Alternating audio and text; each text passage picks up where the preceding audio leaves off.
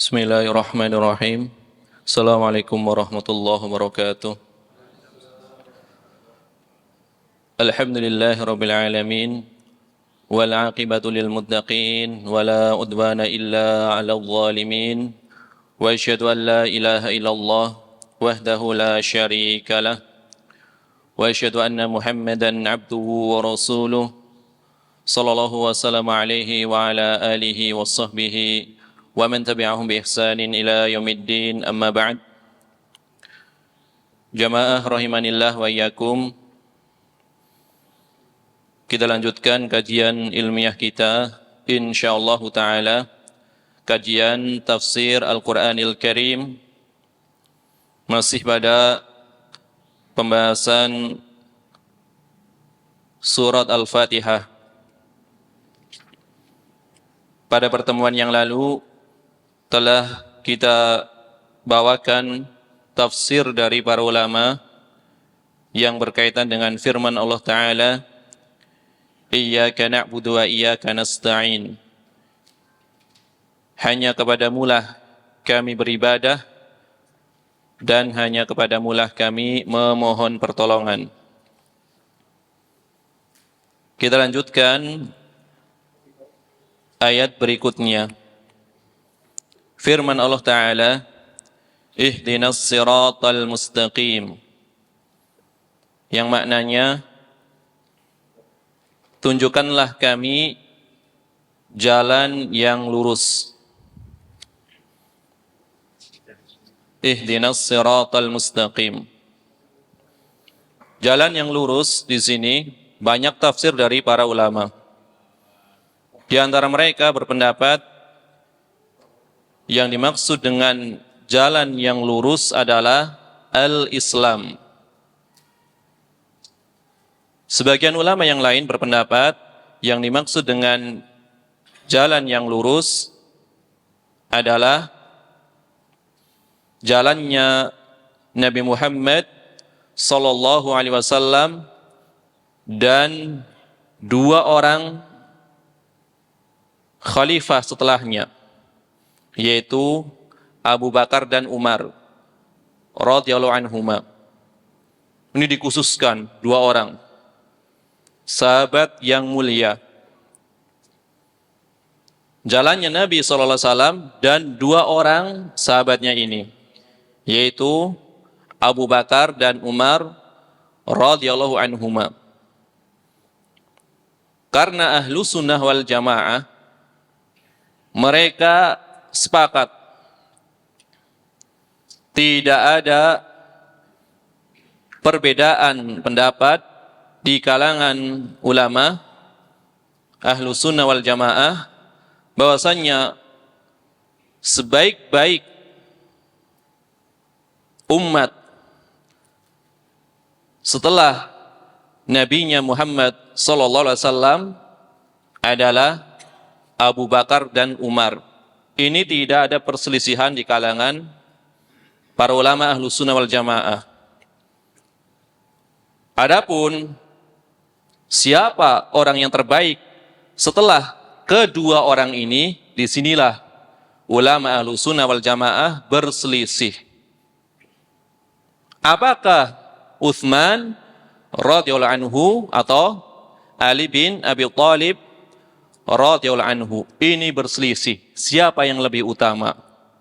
Perselisihan di kalangan ulama ahlu sunnah wal jamaah, bukan Syiah. Kalau Syiah tentunya mereka mengutamakan Ali di atas seluruh sahabat yang lainnya.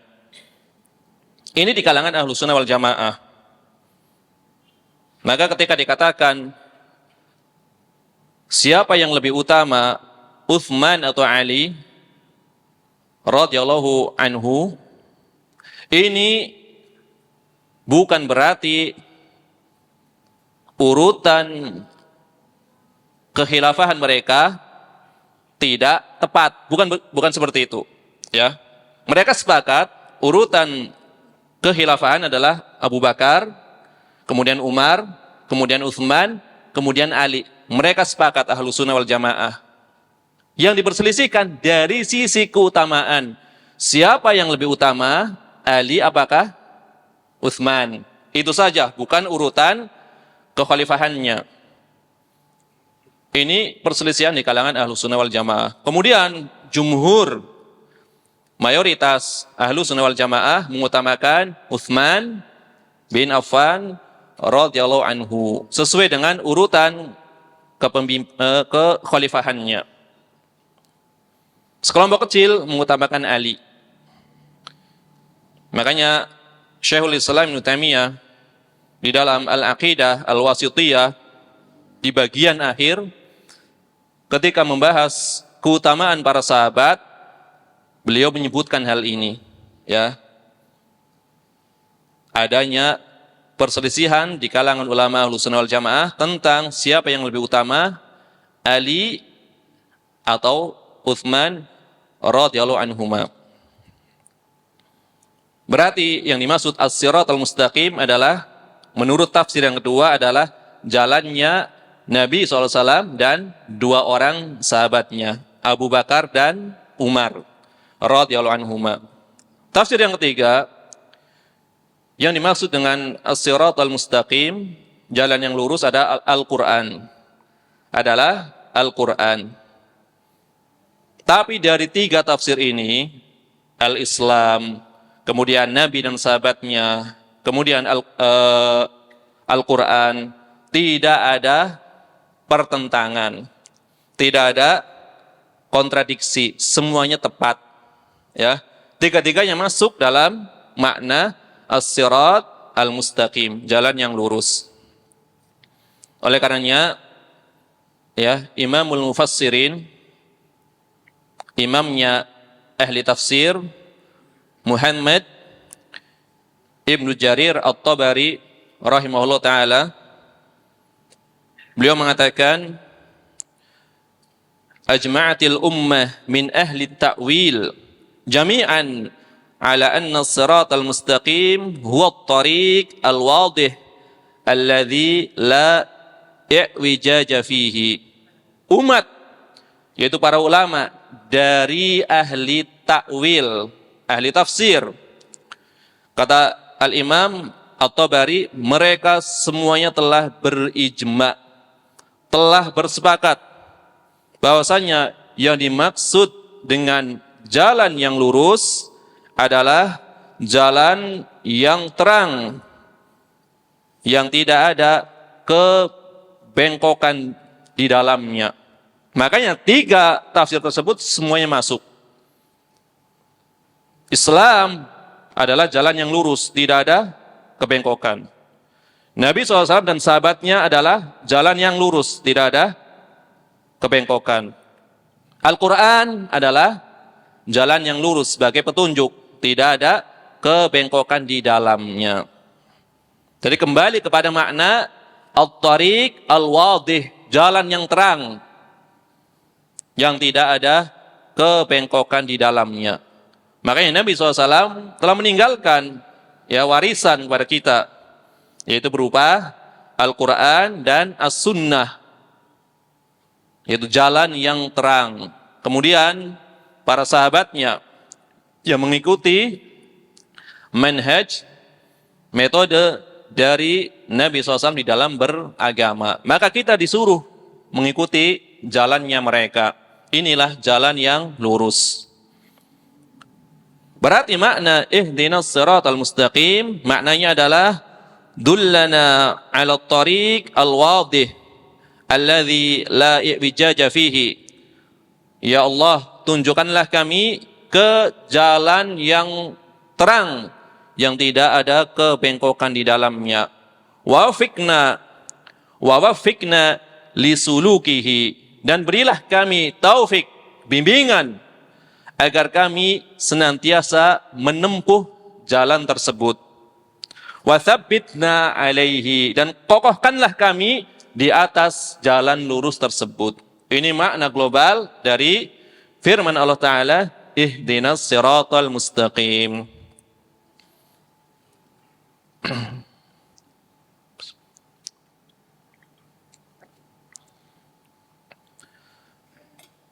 Di dalam ayat ini, ya, ada munasabah, kesesuaian ya dengan ayat sebelumnya.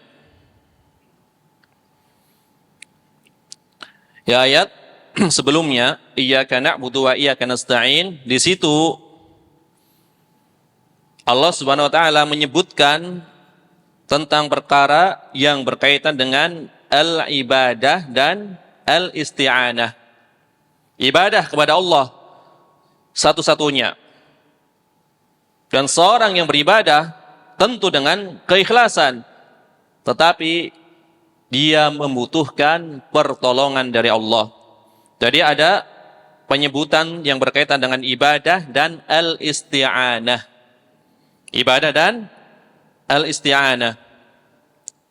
Kemudian setelah itu disambung dengan permohonan berupa hidayah kepada jalan yang lurus, yang terang, yang tidak ada kebengkokan di dalamnya.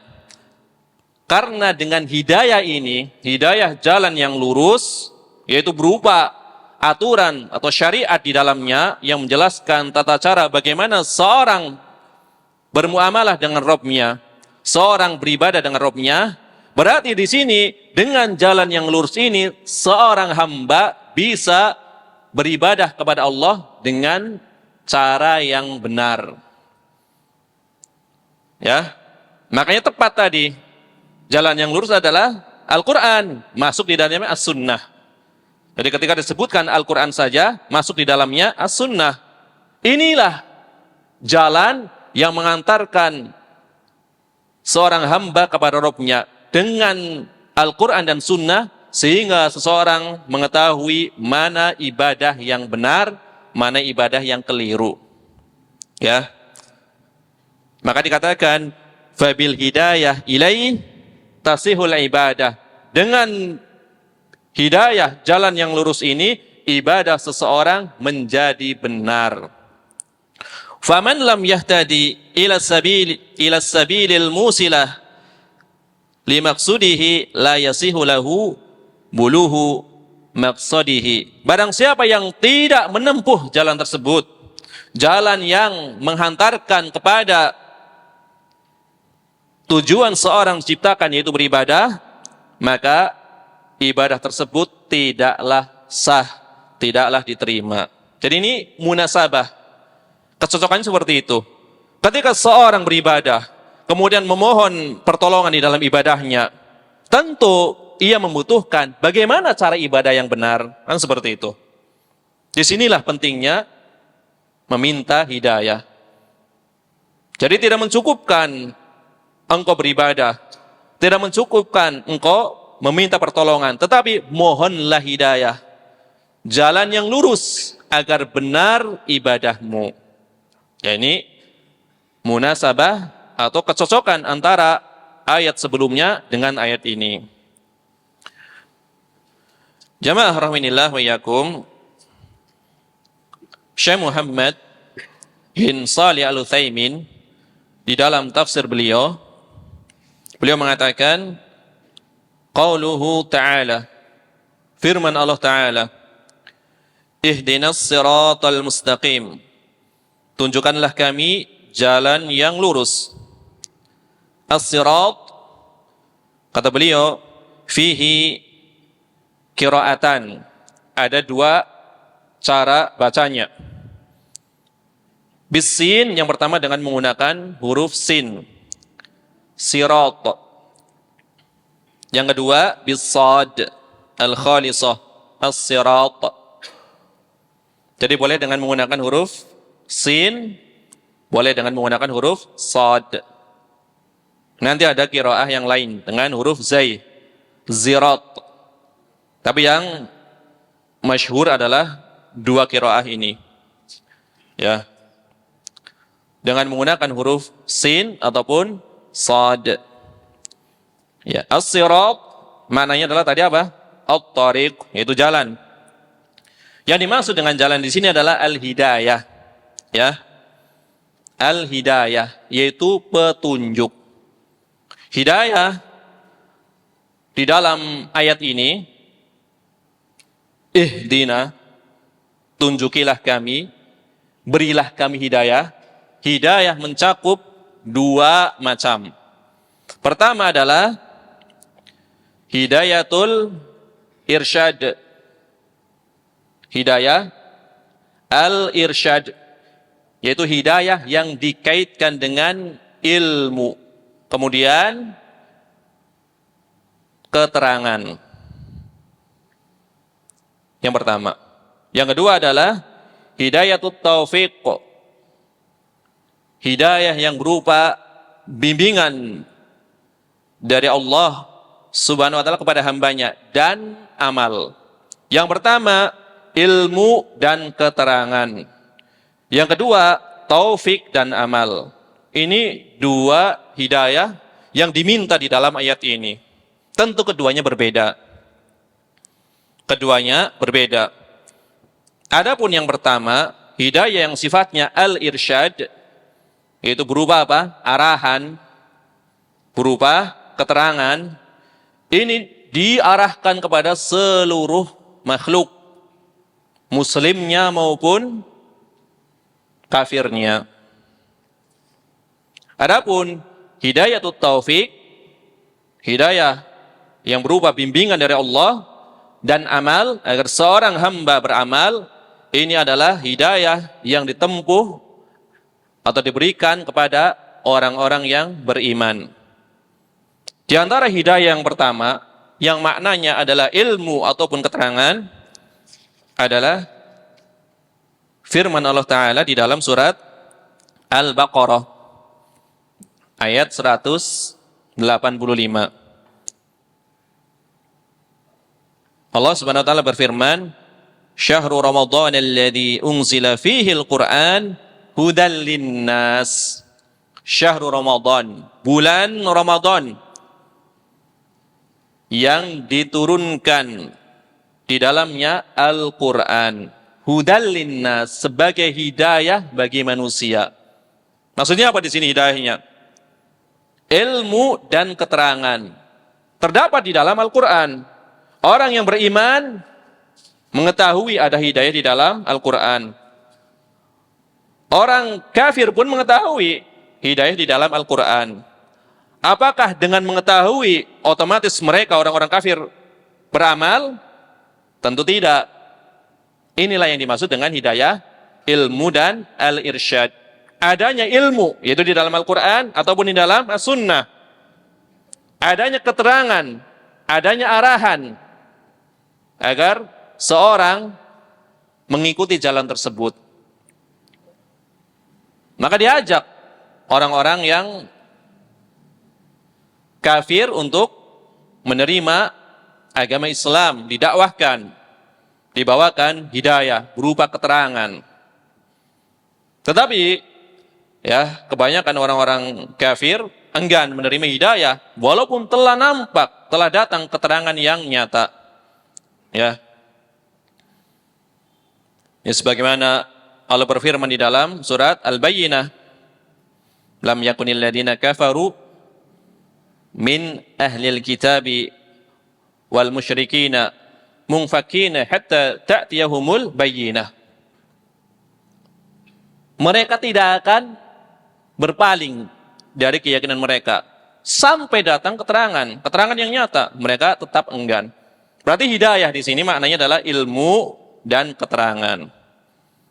Dan ini berlaku bagi seluruh makhluk.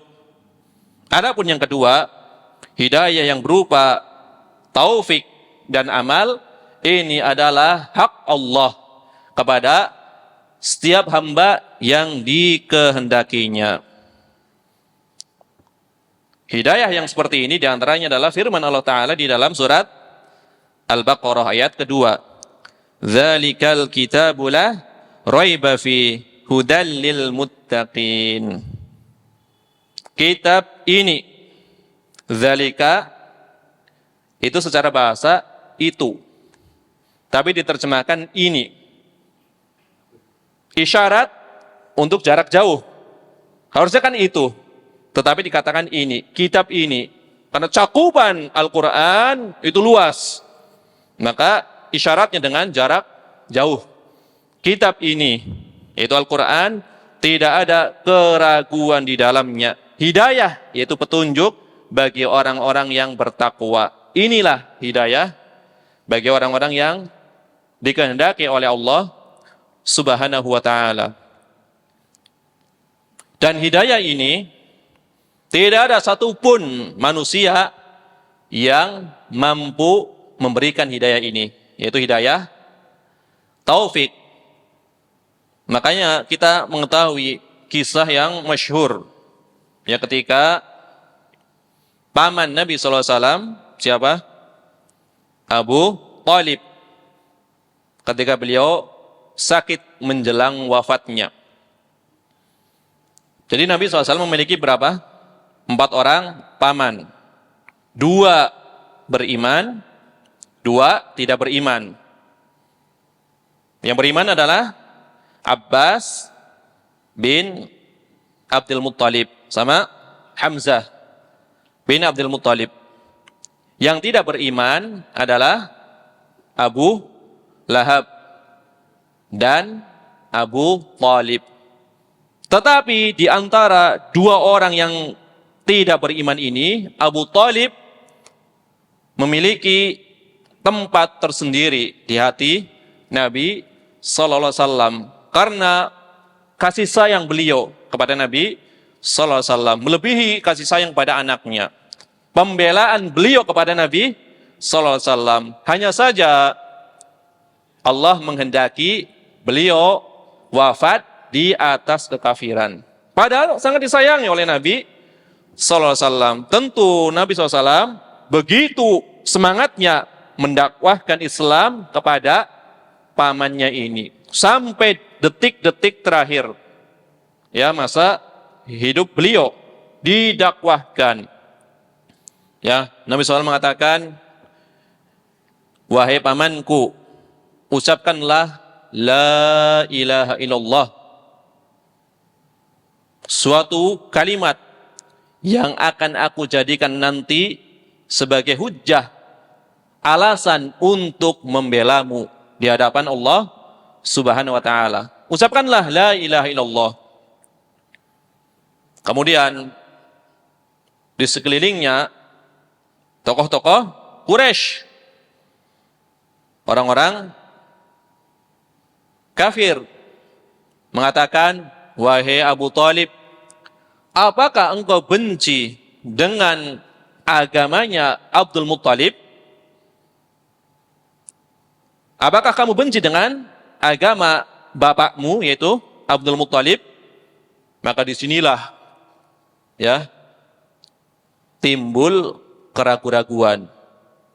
Padahal jelas beliau mengatakan tidak ada satu agama yang diturunkan oleh Allah yang lebih baik daripada agama keponakanku ini. Dia mengetahui Abu Thalib.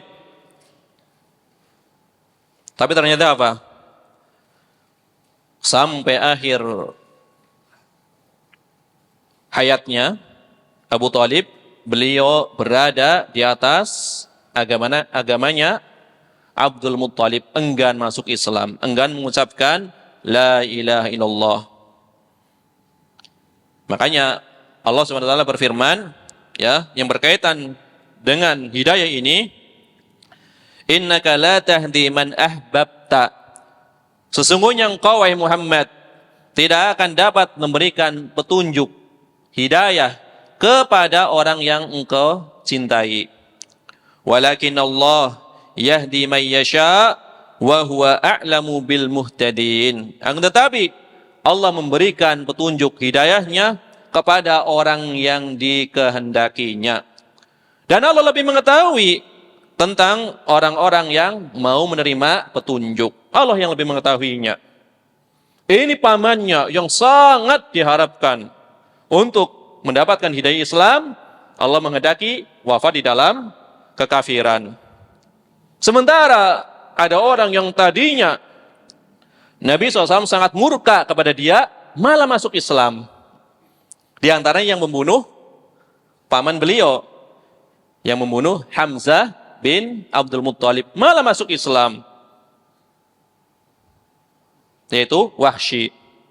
Kemudian yang menyuruhnya juga masuk Islam, yaitu Hindun, dan suaminya yaitu Abu Sufyan. Semuanya masuk Islam. Padahal musuh besar Islam ketika itu, ya Abu Sufyan sebagai pemimpin perang dari tokoh kafir Quraisy, malah masuk Islam. Hindun juga malah masuk Islam. Hindun wanita yang cerdas. Maka ketika Nabi membaiat para wanita, aku membaiat kalian para wanita agar kalian jangan menyekutukan Allah, agar kalian jangan melakukan perbuatan fahisyah, yaitu berzina. Maka Hindun mengatakan, pantaskah orang baik-baik berzina? Maksudnya apa? Di dalam adat orang-orang jahiliyah, orang yang mulia itu tidak mungkin berzina. Yang berzina hanya para budak atau yang semisalnya. Tentu tidak pantas wahai Rasulullah orang yang baik-baik berzina. Aku baiat kalian agar kalian jangan membunuh anak-anak kalian. Karena di antara sebagian kabilah, tidak semua kabilah Arab tentunya, sebagian kabilah itu biasa mengubur anaknya yang masih kecil hidup-hidup, perempuan. Anak perempuan yang masih kecil dikubur hidup-hidup. Agar kalian jangan membunuh anak-anak kalian. Maka kata Hindun, bukankah anak-anak kami wafat ketika berperang dengan kalian, wahai Rasulullah SAW? Jadi di antara anak-anak tokoh Quraisy, ketika mereka masih menjadi tokohnya, kan anak-anaknya berperang. Kalian yang membunuh anak-anak kami, bukan kami yang membunuh. Ini kata Hindun. Intinya Hindun adalah wanita yang cerdas. Kan kalian yang membunuh anak-anak kami. Tidak mungkin kami membunuh anak-anak kami. Jadi sangat sedikit sebenarnya dari kabilah Arab yang membunuh, yang punya tradisi membunuh anak perempuan hidup-hidup. Makanya kisah yang sangat dusta yang dinisbatkan kepada Umar bin Khattab radhiyallahu anhu. Ketika beliau mendengar firman Allah Ta'ala, wa idzal mau'udatu su'ilat bi ayyi dzambin qutilat. Ketika bayi perempuan-perempuan yang dikubur hidup-hidup nanti ditanya, atas sebab apa mereka dibunuh? Maka Umar menangis katanya.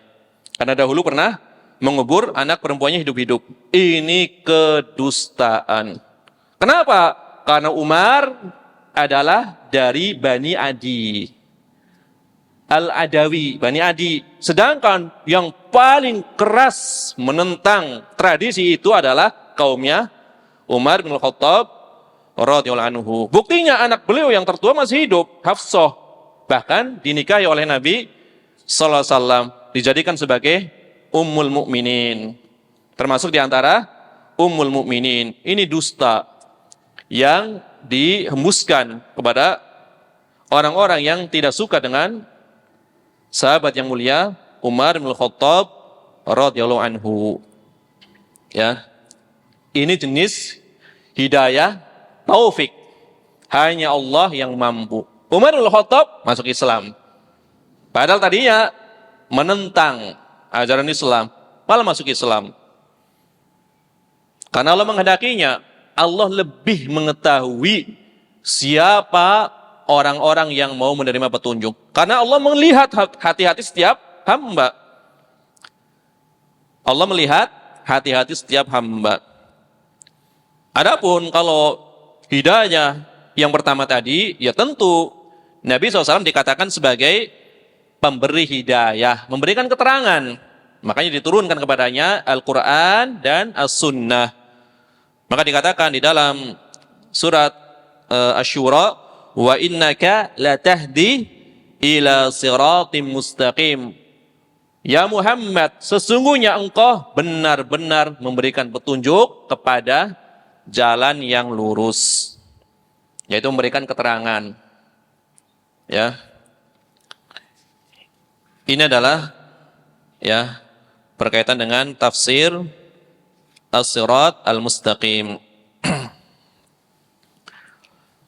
Adapun pelajaran-pelajaran yang bisa diambil dari hadis ini, dari ayat ini,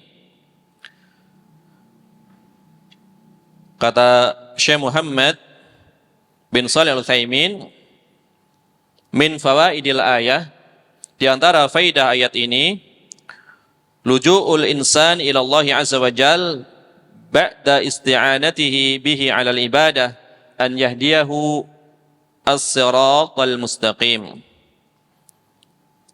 Di seorang insan, seorang manusia, ia senantiasa meminta perlindungan kepada Allah azza wa jal.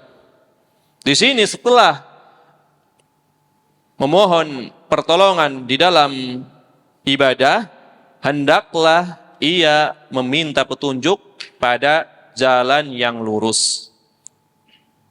Dengan jalan yang lurus, maka dia melindungi agamanya. Kemudian beliau menerangkan alasannya, li'annahu la budda fil ibadah min ikhlas. Karena wajib di dalam ibadah yaitu adanya keikhlasan. Yadullu alaihi qauluhu ta'ala, yang menunjukkan hal tersebut adalah firman Allah Ta'ala, iyyaka na'budu, hanya kepadamu lah kami beribadah. Ini maknanya ikhlas. Kemudian wa min isti'anah yataqawwa biha 'alal ibadah. Dengan isti'anah, dengan memohon pertolongan kepada Allah, maka seorang menjadi kuat di dalam beribadah. Yadullu alaihi qauluhu ta'ala, yang menunjukkan hal tersebut yaitu firman Allah Ta'ala, wa iyyaka nasta'in, hanya kepadamu lah kami memohon pertolongan. Kemudian yang ketiga, wa min ittiba'in lisyari'ah, dalam rangka ittiba, mutaba'ah, ya, mengikuti itu perintah-perintah syariat.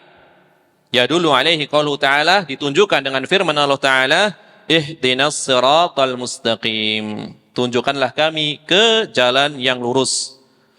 Lianna siratal mustaqim, karena jalan yang lurus, huwa syariah, adalah syariat, allati ja'a biha ar-rasul sallallahu alaihi wasallam, yang Rasul datang dengan membawa syariat tersebut. Jadi para nabi adalah satu bapak. Satu bapak para nabi. Bapaknya satu. Tetapi ibu mereka berbeda-beda. Dan agama mereka adalah satu. Yaitu agama tauhid. Hanya saja di dalam syariatnya ada beberapa perbedaan. Syariat, aturan di dalam, ya, tata cara peribadahannya. Kalau tauhidnya jelas, karena ini adalah sebagai asas, pondasi, sebagai dasar. Adapun aturan syariatnya, ada beberapa syariat yang sama dengan syariat Nabi Muhammad SAW, ada yang berbeda. Ya, makanya nanti kaitannya dengan pembahasan syar'u man qablana, syariat orang terdahulu. Apakah sebagai syariat kita? Maka dirinci, ada kalanya berlaku sebagai syariat kita apabila tidak ada nas, dalil yang membatalkannya. Ada kalanya tidak berlaku lagi ketika ada nas atau dalil yang membatalkannya atau menghapusnya. Jadi ada nasih, ada mansuh. Contohnya apa? Di antaranya adalah, pertama berkaitan dengan, ya, sebagian makanan, ya, yang pernah diharamkan kepada Bani Israel. Kemudian setelah itu dihalalkan. Kemudian di antaranya adalah kebolehan menghormati seseorang, itu dengan cara bersujud. Bukan ibadah, hormat. Hormat dengan cara bersujud. Kemudian dibatalkan oleh syariat kita. Tidak boleh menghormati seseorang dengan cara bersujud. Yang pernah dilakukan oleh Mu'adz ibnu Jabal radhiyallahu anhu, bersujud kepada Nabi SAW. Dahulu boleh. Ya, saudaranya Yusuf, ayahnya, kemudian ibunya, kan semuanya sujud. Ya.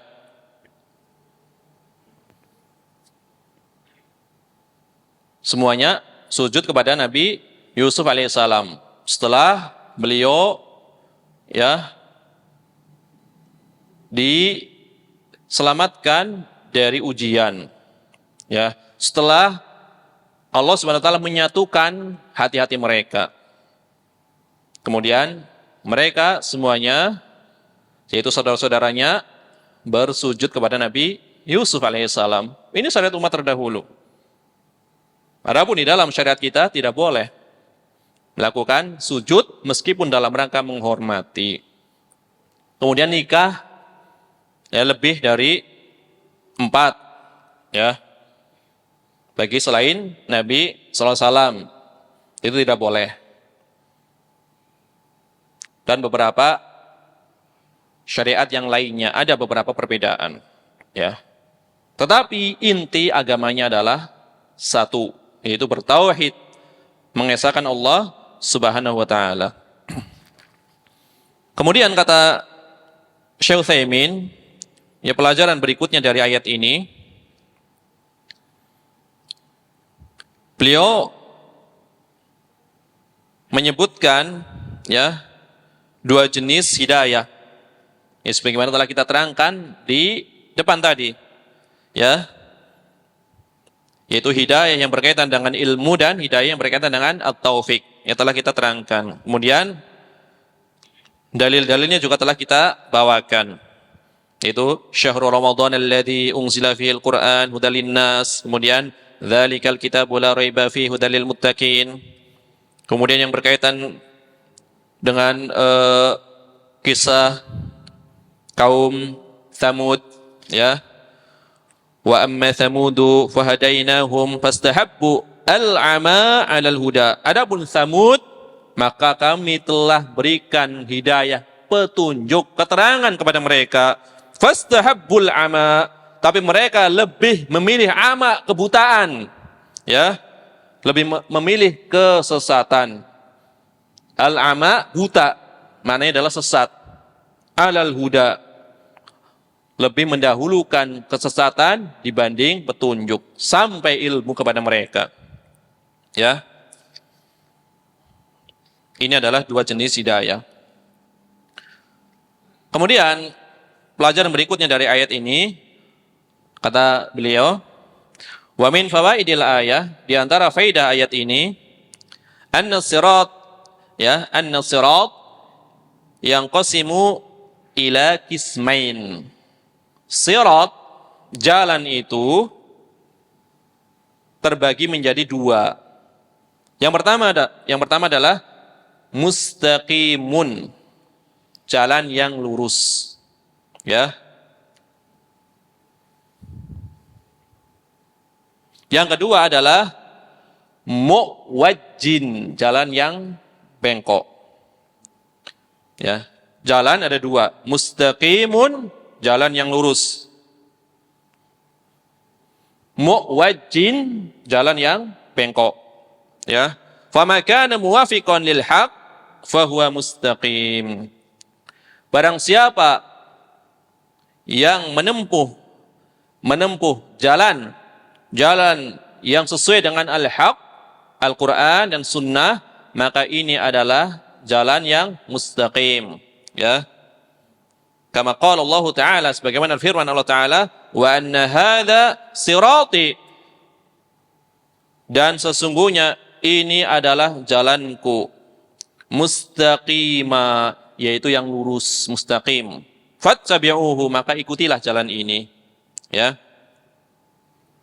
Wa ma kana mukhalifan lahu fa huwa muwajjin. Barang siapa menempuh jalan yang menyelisihi jalan tersebut, maka dia berada di atas jalan yang bengkok. Ya. Ini adalah 2 macam jalan, mustaqim dan muwajjin. Ya. 2 jalan yang disebutkan atau diterangkan oleh Syekh Muhammad bin Shalih Al-Utsaimin di dalam faidah ayat ini. Makanya tadi siapa yang menempuh jalannya Nabi SAW dan para sahabat, maka dia senantiasa berada di atas jalan yang lurus. Sehingga nanti ada istilah, dia adalah seorang yang istiqomah. Ya, istiqomah, mustaqim. Ya, dia orangnya istiqomah. Dia seorang yang berada di atas jalan yang lurus. Berarti disebut istiqomah. Senantiasa berada di atas ketaatan. Itu adalah istiqomah. Makanya Syekhul Islam Ibnu Taimiyah mengatakan istiqomah itu lebih utama daripada 1000 karomah. Para wali, para kekasih Allah diberikan anugerah berupa karomah, tapi tidak ada yang bisa melebihi keutamaan istiqomah. Maka ketika ada salah seorang sahabat meminta nasihat kepada Nabi SAW, ajarkanlah kepadaku ya Rasulullah satu ungkapan yang tidak akan aku tanya kepada selain engkau. Maka Nabi mengatakan, katakanlah aku beriman kepada Allah, tsumma istaqim, kemudian istiqomahlah. Istiqomahlah. Aku beriman kepada Allah, kemudian dia istiqomah. Jadi istiqomah adalah diantara anugerah terbesar ya dari Allah Tabaraka wa Ta'ala kepada hambanya. Maka sebagian para masyayikh ketika mendengar ungkapan ya dia orang yang multazim, melazimi sunnah, kata Syekh yang lebih tepat bukan seperti itu ungkapannya. Jangan dikatakan dia seorang yang multazim, tapi katakan dia adalah seorang yang mustaqim, yaitu berada di atas keistiqomahan. Ya, dia multazim di atas sunnah, dia senantiasa melazimi sunnah. Enggak, kata Syekh yang lebih tepat, dia adalah seorang yang mustaqim, yang berada di atas jalan yang lurus. Ya, seperti itu. Kemudian firman Allah Ta'ala, Siratal ladzina an'amta 'alaihim ghairil maghdubi 'alaihim waladdallin. Ya, kita lanjutkan insyaallah taala setelah salat Isya. Wassallallahu wasallam ala nabiyyina Muhammad wa ala alihi washabihi ajma'in. Alhamdulillahi rabbil alamin. Wassalatu wassalamu ala asyrafil anbiya'i wal mursalin. Nabiyyina Muhammadin wa ala alihi washabihi ajma'in. Amma ba'd. Jamaah rahimanillah wa iyyakum. Kita lanjutkan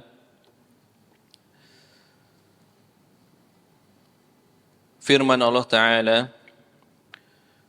Siratal ladzina an'amta 'alaihim ghairil maghdubi 'alaihim waladdallin. Yaitu jalannya orang-orang yang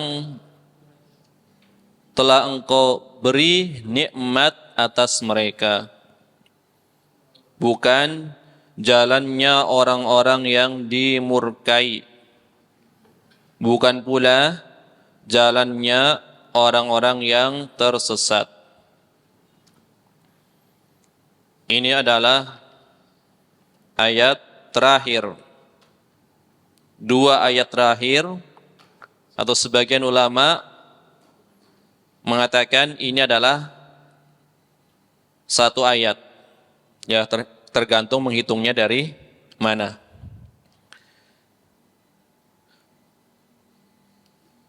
Tadi di ayat sebelumnya kita diperintahkan untuk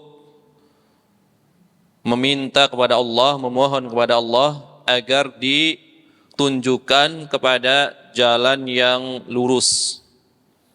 As-sirat al-mustaqim. Ini masih global. Belum diterangkan langsung oleh Allah Tabaraka wa Ta'ala apa itu jalan yang lurus. Maka seorang yang membaca ayat ini tentu bersemangat ingin mengetahui apa rinciannya. Maka hal seperti ini menjelaskan sesuatu secara global, kemudian merinci, ini adalah di antara cara pengajaran Rasulullah SAW kepada para sahabatnya. Sering beliau ketika menyebutkan sesuatu, beliau menyebutkan secara globalnya. Ada 3 golongan yang tidak akan dilihat oleh Allah pada hari kiamat. Tidak akan diajak berbicara. Tidak akan disucikan dari dosa-dosa. Bagi mereka, azab yang pedih. Ini hanya menyebutkan ya ancaman-ancamannya, masih global. Sehingga seorang yang mendengar itu akan tergugah. Apa sih rinciannya? Kemudian di antara sabda Nabi SAW yang lain, dihalalkan, ya uhillat lana maitatani wa damani, dihalalkan bagi kita 2 macam darah, atau 2 macam bangkai dan 2 macam darah. Ada 2 jenis di sini, masih global. Sehingga para sahabat menunggu apa itu. Kemudian Nabi merincinya. Ya, fa ammal maitatan, adapun 2 bangkai tersebut, falhud wal jarad, yaitu bangkai ikan dan belalang. Fa ammad damani, adapun 2 darah tersebut, fal kabidu wattihalu, yaitu liver, hati, dan limpa. Nah, ini Nabi menjelaskan global, kemudian merincinya. Demikian pula di dalam Al-Quran, ya.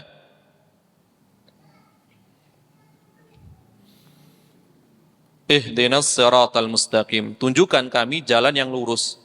Masih global. Hanya tahu yang jelas jalan ini tidak ada kebengkokan. Kemudian di ayat berikutnya dirinci. Jalan yang lurus adalah siratal ladzina an'amta alaihim, yaitu jalan yang diberikan kepada orang-orang yang telah yang mendapatkan nikmat darimu. Ini pun masih global lagi. Berarti jalannya orang yang mendapat nikmat. Jadi ada 3 kait ikatan. Pertama, siratal ladzina an'amta alaihim, jalannya orang-orang yang telah engkau beri nikmat kepada mereka. Ini yang pertama. Yang kedua, ikatan kedua, ghairil maghdub, bukan jalan orang yang dimurkai. Yang ketiga, waladdallin, bukan jalan orang-orang yang tersesat. Adapun jalan orang-orang yang telah diberi nikmat ditafsirkan di dalam ayat yang lainnya. Karena Al-Quran saling menafsirkan. Satu ayat dengan ayat yang lainnya saling menafsirkan. Yang dimaksud dengan jalan orang-orang yang telah diberi nikmat adalah diterangkan di dalam surat An-Nisa ayat ke-69, ya. Allah Subhanahu wa taala berfirman, "Wa may yuti'illaha war rasul", barang siapa yang mentaati Allah dan Rasulnya, faulaika ma'al ladzina an'amallahu 'alaihim, maka mereka adalah akan dikumpulkan bersama orang-orang yang Allah telah memberikan nikmat kepada mereka. Siapa itu? Minan nabiyyin, dari para nabi, wasiddiqin, para siddiq, wasyuhada'i, para syuhada, orang-orang yang mati syahid, wassalihin, dan orang-orang yang saleh, Wa hasuna ulaika rafiqa. Mereka itulah sebaik-baik kawan. Mereka itulah orang-orang tersebut sebaik-baik teman. Diterangkan di sini, siapa yang diberi nikmat kepada mereka? Ternyata adalah para nabi. Nikmat ya terbesar yang diberikan kepada hamba berupa nikmat uluhiyah. Di antaranya adalah nikmat kenabian. Karena nikmat secara umum ada dua. Nikmat yang sifatnya rububiyah. Yang kedua nikmat yang sifatnya uluhiyah. Uluhiyah dikaitkan dengan keimanan. Di antaranya apa? Yang terbesar adalah kenabian. An-nubuwat dan ar-risalah. Kenabian dan kerasulan ini sebesar-besar nikmat. Karena para nabi, para rasul adalah di antara para lelaki yang sempurna. Ya, sebagaimana dikatakan oleh Nabi sallallahu alaihi wasallam, laki-laki yang sempurna itu banyak, yaitu para nabi. Yang jumlahnya nabi dan rasul semuanya berapa? Semuanya 124.000 nabi dan rasul. Adapun rasulnya sendiri adalah 315 dalam sebuah riwayat atau 313. Ini ada dua riwayat. Berarti 310 lebih. Mereka adalah laki-laki, para lelaki yang sempurna. Mendapat nikmat. Kemudian setelah itu, golongan berikutnya adalah as-siddiq. Ini menunjukkan berarti as-siddiq kedudukannya adalah setelah kenabian. Makanya Umar bin Khattab dengan Abu Bakar lebih utama mana? Lebih utama Abu Bakar. Abu Bakar as-siddiq, Umar as-syahid. Suatu ketika Nabi SAW dengan 3 orang sahabatnya berada di Gunung Uhud. Tiba-tiba Gunung Uhud berguncang. Kemudian Nabi mengatakan, "Usbut ya Uhud." Tenang kamu wahai Uhud. Di atasmu ada Nabi, kemudian Siddiq, dan 2 orang syahid. Berarti Nabi mengabarkan, ya, urutannya Nabi, kemudian Siddiq, kemudian syahid.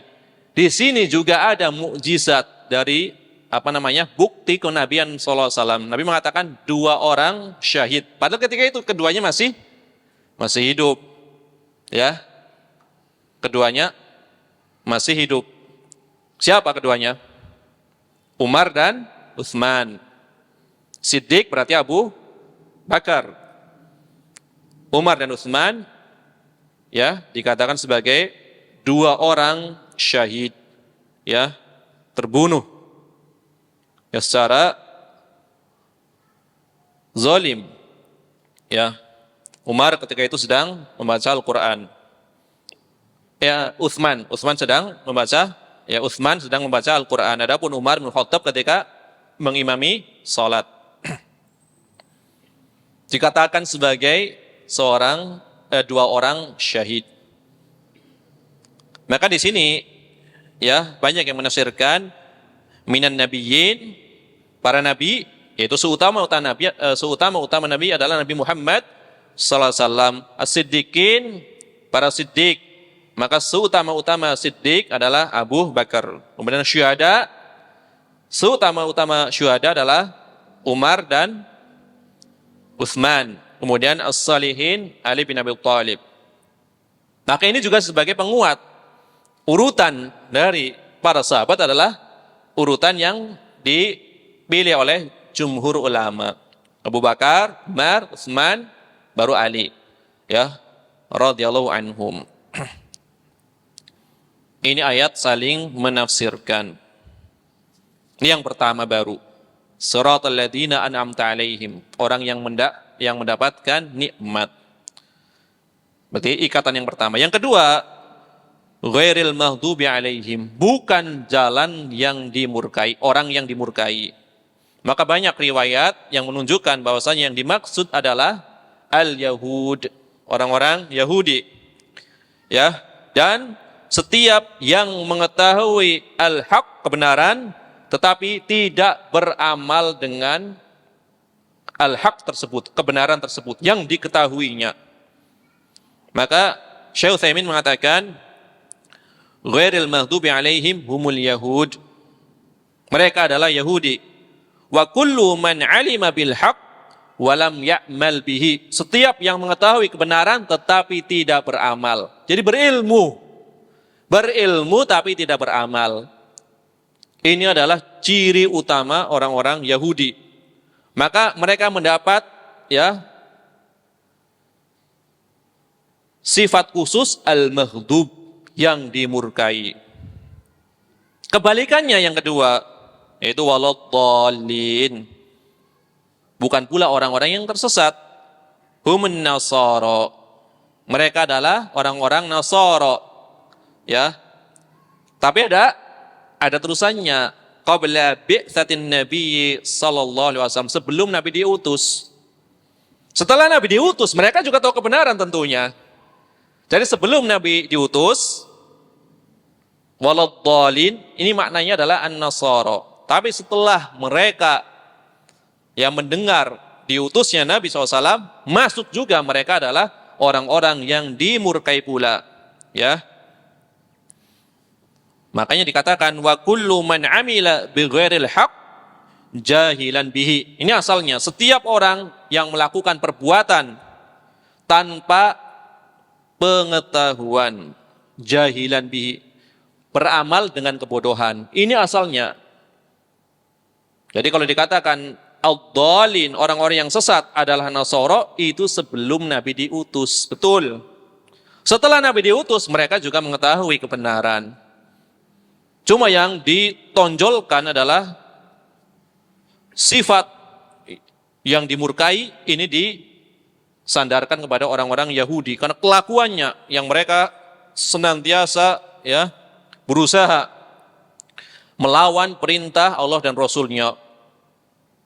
Alkitab itu Al-Taurat dirubah, bisa dirubah secara maknanya saja, dipalingkan maknanya, atau benar-benar dirubah secara lafaznya.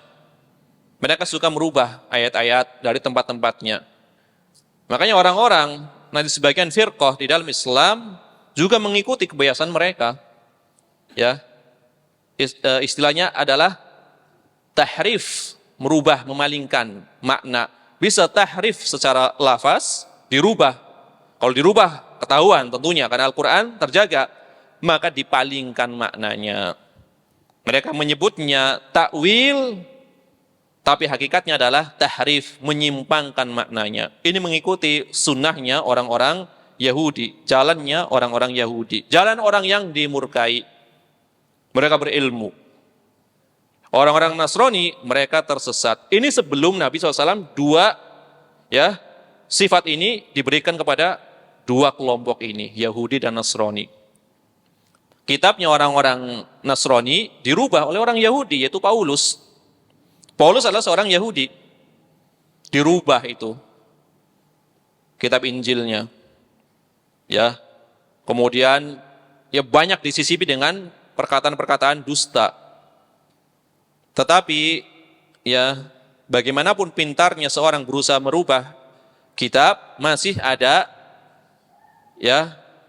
bagian yang menunjukkan adanya sisa-sisa ajaran yang benar dari Nabi Isa alaihissalam. Tentu secara umum dirubah. Ini dua kelompok, al-maghdub alaihim dan ad-dhalin. Maka kata Nabi SAW, tidaklah mendengar kedatanganku, yaitu aku diutus dari Yahudi ataupun Nasrani, kemudian mereka tidak beriman kepada aku, kecuali bagi mereka adalah neraka Jahannam. Makanya banyak di antara orang-orang Yahudi dan Nasrani yang mereka benar-benar takut kepada Allah, mereka masuk Islam. Di antaranya adalah tokoh Yahudi yang pernah jadi pendeta, yaitu Abdullah bin Salam. Abdullah bin Salam. Bahkan kebanggaan orang-orang Yahudi ketika itu. Orang Yahudi di Madinah ditanya, apakah engkau kenal dengan Abdullah bin Salam? Maka dipuji, dia adalah orang terbaik kita, putra dari orang terbaik kita. Ketika itu masih Yahudi. Kemudian dikabarkan, Abdullah bin Salam masuk Islam. Maka ditanya, bagaimana pendapatmu tentang Abdullah bin Salam? Langsung direndahkan serendah-rendahnya. Ia adalah orang yang terburuk di kalangan kita, anak dari orang yang terburuk. Tadi anak dari orang yang terbaik. Langsung berubah begitu mengetahui dia masuk Islam. Ya. Karena Abdullah bin Salam itu mengetahui Taurat sehingga tahu ada beberapa perkara yang hanya bisa dijawab oleh seorang nabi. Maka ditanyakan. Ya. Menitipkan pertanyaan kepada sebagian sahabat, tanyakan kepada orang yang mengaku sebagai nabi ini. Pada itu perkara-perkara diantaranya adalah makanan apa yang pertama kali diberikan kepada penghuni surga dan seterusnya. Ternyata bisa dijawab oleh Nabi SAW. Karena tidak mungkin ada yang bisa menjawabnya kecuali Nabi. Akhirnya dia masuk Islam. Dan setelah masuk Islam, menjadi salah seorang di antara 4 orang yang paling berilmu. Ini persaksian dari Mu'adz bin Jabal. Mu'adz bin Jabal adalah fakihnya, ahli fikihnya yang paling mengetahui halal dan haram. Ini persaksian dari Nabi SAW. Ketika Mu'adz didatangi oleh para sahabat yang lainnya, kepada siapa kami bertanya kalau engkau tidak ada? Dan ketika itu Nabi mengutusnya ke Yaman. Maka Mu'adz mengatakan, carilah ilmu, datangilah 4 orang ini. Kemudian disebutkan, yaitu Abu Darda, kemudian Salman Al-Farisi, kemudian Abdullah bin Mas'ud radhiyallahu anhu, kemudian Abdullah bin Salam. 4 orang ini adalah orang yang paling berilmu. Kalau mereka nggak mampu bagaimana? Kalau mereka nggak mampu, yang lain lebih nggak mampu lagi tentunya.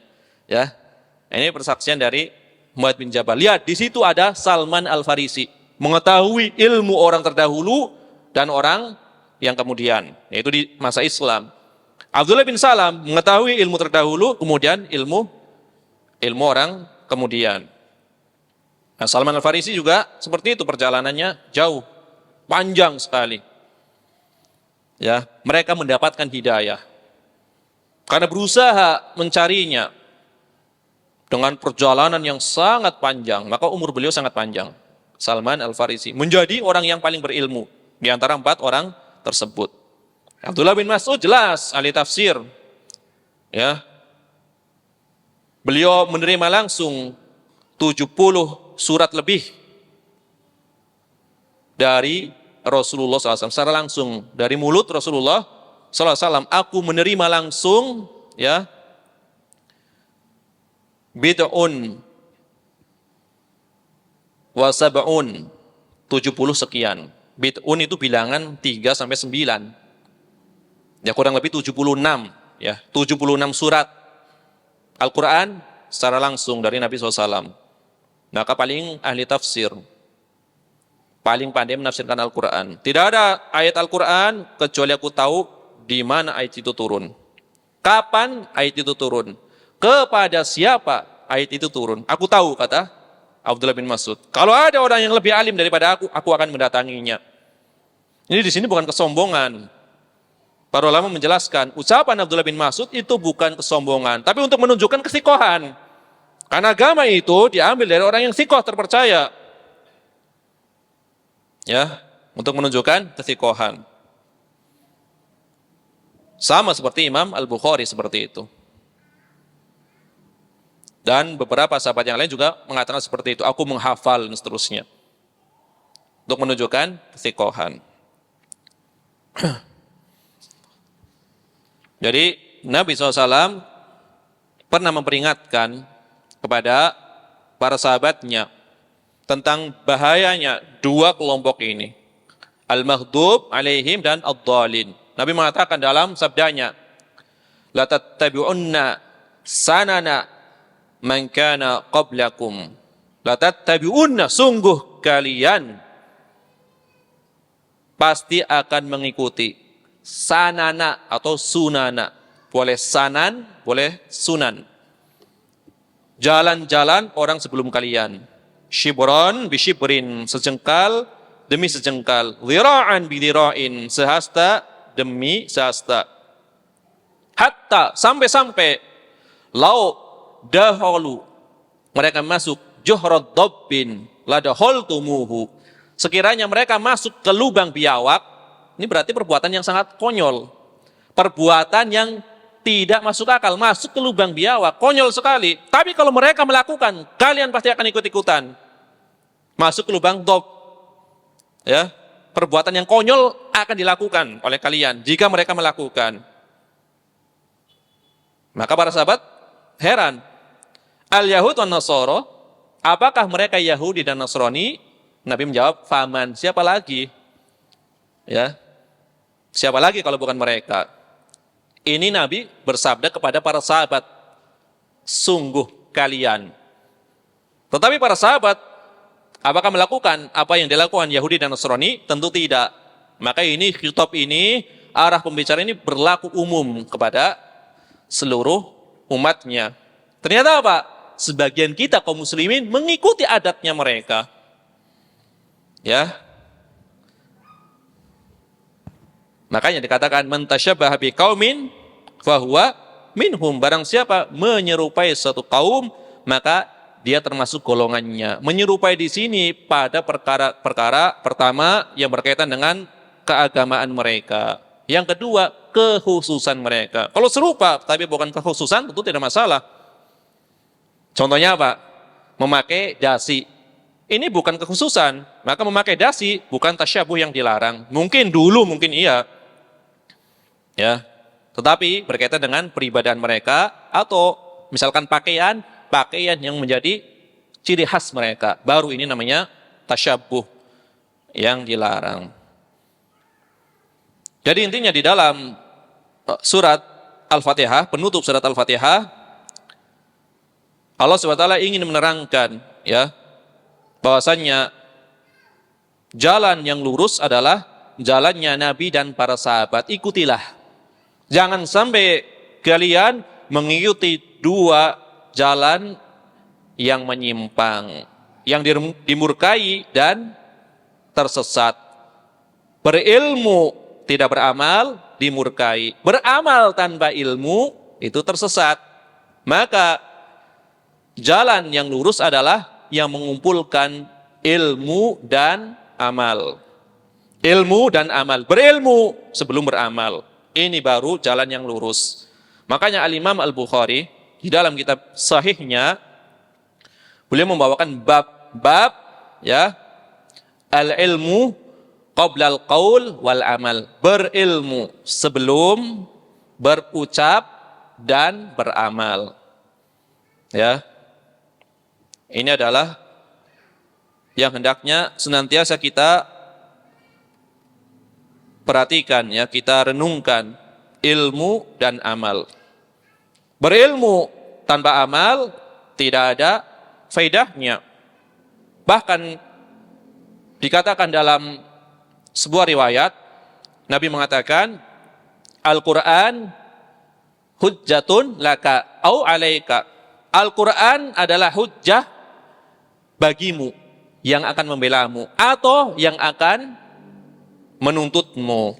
Berarti apa? Seorang yang mengetahui Al-Quran tidak mengamalkannya nanti akan dituntut pada hari kiamat. Al-Quran yang akan menuntutnya. Jadi mengetahui ilmu kemudian tidak mengamalkannya, ini sangat berbahaya. Ya. Begitu juga beramal di atas kebodohan juga sangat berbahaya. Ya. Yang benar adalah mengumpulkan keduanya.